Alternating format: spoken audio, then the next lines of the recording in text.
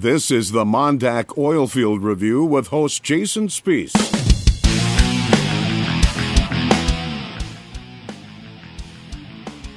My name is Jason Spees, and this is the MonDak OilField Review, heard in the Crude Life Media Network. On today's episode, we sit down with P Kalk, Director of Energy Systems Development for the EERC, the Energy Environmental Research Center, up in Grand Forks, North Dakota, and we talk about safety in the oil and gas industry, focusing on the never-ending push for zero spills industry-wide.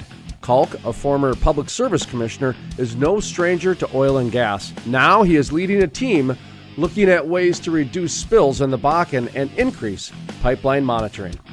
In just a moment, P Kalk, Director of Energy Systems Development for the EERC, and a special look at the industry's quest for zero spills in the Bakken, right here on the MonDak OilField Review. Hey folks, I want to tell you about a world-class leadership summit happening in Fargo, North Dakota, January 24th through the 26th. Now, leadership matters more than most things, and when a leader gets better, everything around it gets better too.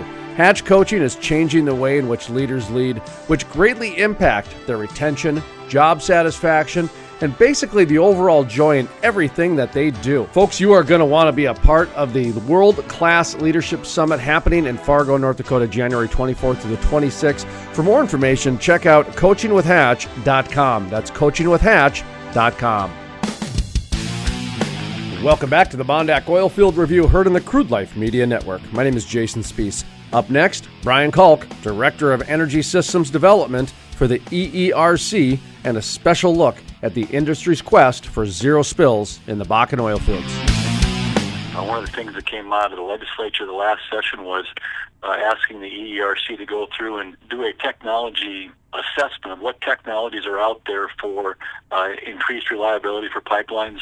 How do we quantify what's a hazardous consequence area? And so we've got a group of folks that's working through that right now, trying to basically do a matrix of, okay, this is what we consider a more or less hazardous pipeline based on a whole bunch of factors, and trying to develop some kind of matrix that companies can use. You know, a lot of that stuff is already out there for these major pipelines, like when you talk about Dakota Access. I mean, something like that doesn't get built unless there's, of course, like, you know, the PSC review and all the federal laws into place. But one of the challenges we're working on is the gathering lines for crude and produced water. So we're spending a lot of time there. And then the next thing is, you talked about Tommy Kenville.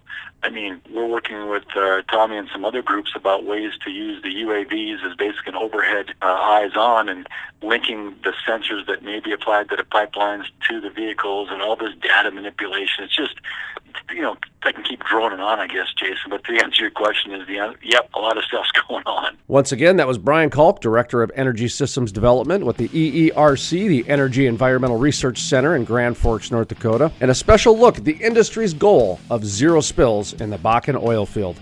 The MonDak OilField Review is part of the Crude Life Media Network. Check us out on Facebook and Twitter. All those social media links can be found at thecrudelife.com. From the staff of the MonDak OilField Review, my name is Jason Spees, asking you to be happy, be safe, and keep it turning to the right.